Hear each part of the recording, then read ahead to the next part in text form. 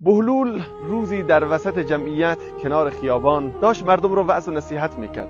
هارون الرشید از راه رسید و از او پرسید چه میکنه بهلول؟ گفت آمدم این انسانها رو با الله آشتی بده. گفت آشتی کردن؟ گفت الله قبول میکنه ولی اینها حاضر نیستن، اینها قبول نمیکنن، اینها آمادگی آشتی با الله رو ندارن. روزها گذشت. روزی هارون الرشید بهلول رو در قبرستان از او سوال کرد بهلول اینجا چی میکنی؟ گفت آمدم اهل قبور رو با الله آشتی بدم. گفت آشتی کردن؟ گفت امروز اینها حاضرند، آمادند، قبول کردن آشتی کنن، اما الله دیگه الان قبول نیست. برادران، خواهران گرامی، قبل از اینکه روزی برسد و ما بخوایم با الله آشتی بکنیم و الله قبولمون نکنه، وقتش الان آشتی بکنیم قبل از اینکه درهای صلح، درهای مغفرت بسته بشه. قبرستان، ما امروز به قبرستان آمد، جایی که خانه ابدی و خانه آخرت ما. قبر اولین منزل از منازل آخرت. پیامبر صلی الله علیه و سلم بعد از هر نماز و گاهن در هر نماز از عذاب قبر به الله پناه می جستند.